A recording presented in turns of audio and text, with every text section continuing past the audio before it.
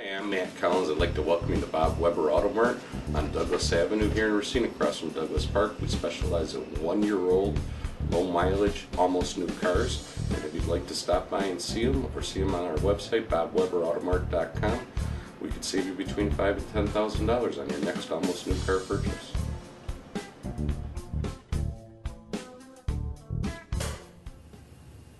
Welcome to another edition of Sports Junkies here at RacineSportsZone.com. Steve Sparky, Fifer here, along with Gery Woelfel of RacineSportsZone.com. Joining us to talk some high school football. He's the head football coach at St. Cat's. He is Coach Dan Miller. Coach, thanks for coming in. Thanks for having me on, guys. Appreciate it. All right, let's talk a little bit about... And you notice he brought us gifts. It's not even Christmas time, and he brings us 2 hats. Yeah, it was nice of him, right. Just tell him about other coaches that brought us shirts, season tickets. Nobody brought season tickets. What else have they brought in for us? Stop. One season tickets. So he's got to raise the bar next time he shows. No, I'm just kidding. So this is my question for you.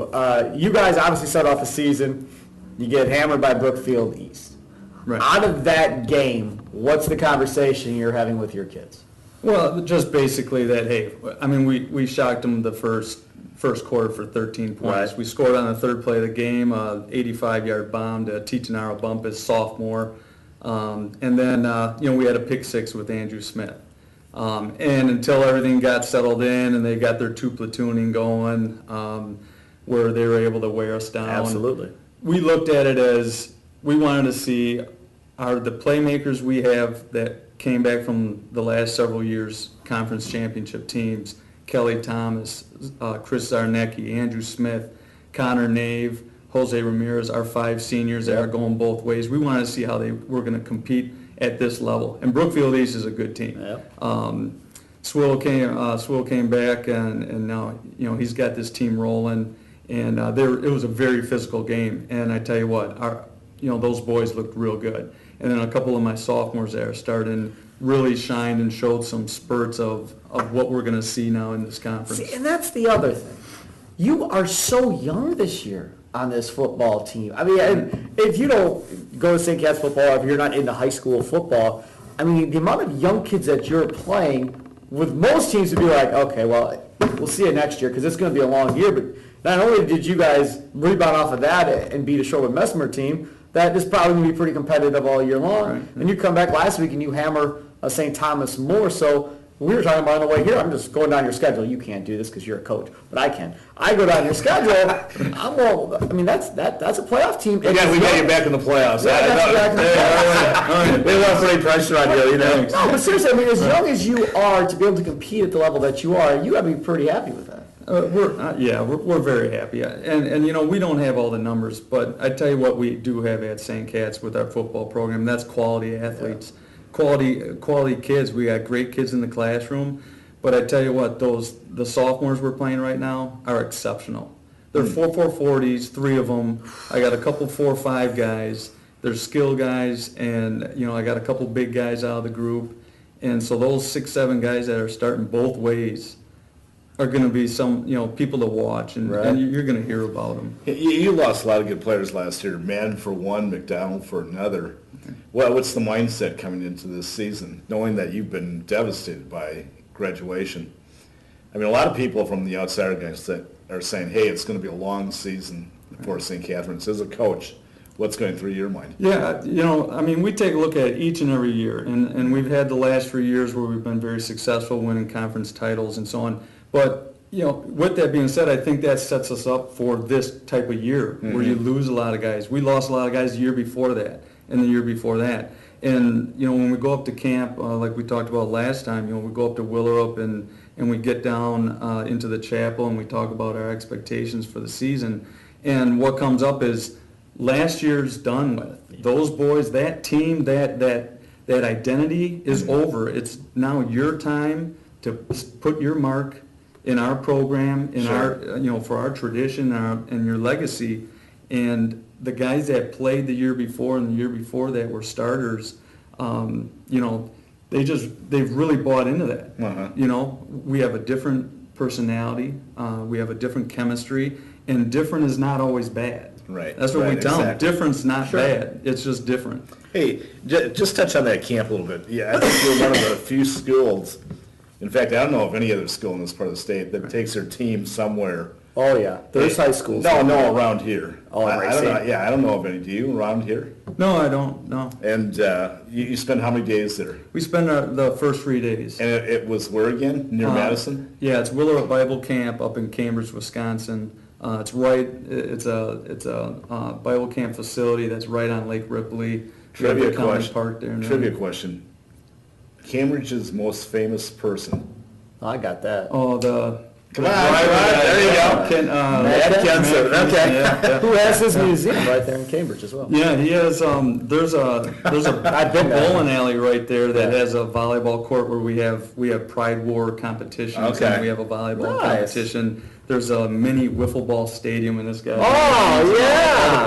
By the way, we're going to be honorable coaches next year to come along. Yeah. Awesome. It's beautiful up there. The boys really enjoy it. And What about when you start talking about guys like Madden, who is just, I mean, pound for pound, one of the toughest guys I've seen play high school football, obviously. But when you talk about those type of seniors, or the seniors that you have this year, how much do you rely on them to be mentors, leaders for those freshmen and sophomore? And really, I mean, you can do so much as a coach, but if the seniors embrace them and kind of help them along, that's a big deal. Because in some schools, I mean, seniors are up here, they could care less about the freshman and sophomore, they just do their thing. yeah, I think, when you look at it, you have those seniors, and all the seniors have started for at least 3 years. Man. So these seniors now, they started when they were fresh. Some are 4-year starters, Kelly and Ramirez. Connor played some, I believe, his freshman year. Andrew Smith was playing receiver, I believe, and you have these guys that, I mean, they owned these 3 titles. Yeah, they did. And now it's their senior year, so they're doing everything that they can to make sure that this freshman sophomore class is staying within that tradition and that mindset of playing tough, fast football. You talk about tradition, and that's a big thing. And if you look at different schools, whether it be Duke, North Carolina and stuff, when you talk about universities and how they like having their own still come back and do stuff like that, how important is that to you to have kids that played there, that were successful, that won with you, come back at times to visit your teams? Yeah, you can't replace that. It's, I run a speed and strength camp at St. Cat's in the summer for 6 weeks. I mean, we had Terrell King, we had Kerry Thomas coming, Justin Erickson. That's great. He's playing up at Minnesota State, and you have these guys running around and sprinting and lifting in your weight room, and when the young kids see that, they I don't have to say it. Right, and that's what you want. I mean, it's all right there. Yeah, that's good stuff. Racine Lutheran. Yeah, go ahead. I'm sorry. Racine Lutheran coming up next. Right. Racine Lutheran improved from where they were last year for sure. Yeah, definitely. They have more depth. They look healthier. Obviously, they had that rash of injuries to the quarterback position and everything. They have some skill guys. They have a wide receiver, 24, Blazing, I think. Mm-hmm. Man, he's just been going up and bringing the balls down, and Drake Downs, who was out when we played him last year, right? And he's back, and he's very elusive. He's got good speed. He throws the ball very well, very accurate, and obviously Williams is a very good running back. Yeah. Shamaz Williams might be the Earl Campbell of high school football right now.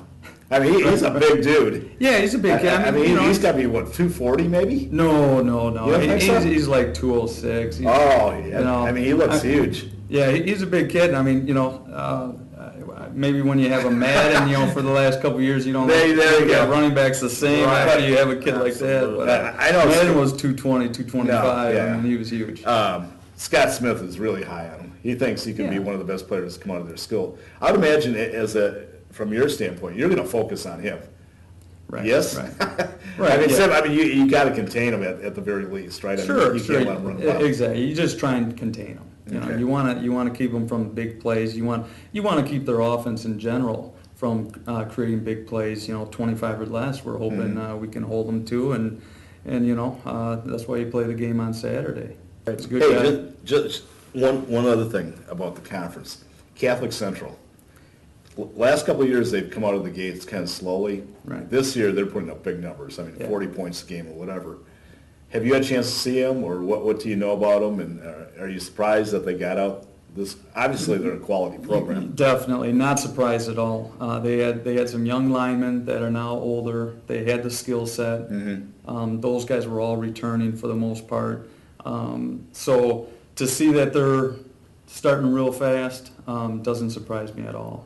I think they put in a lot of work in the off season, and they're a team that, like you said, just continues to get better. So now you get a fast start.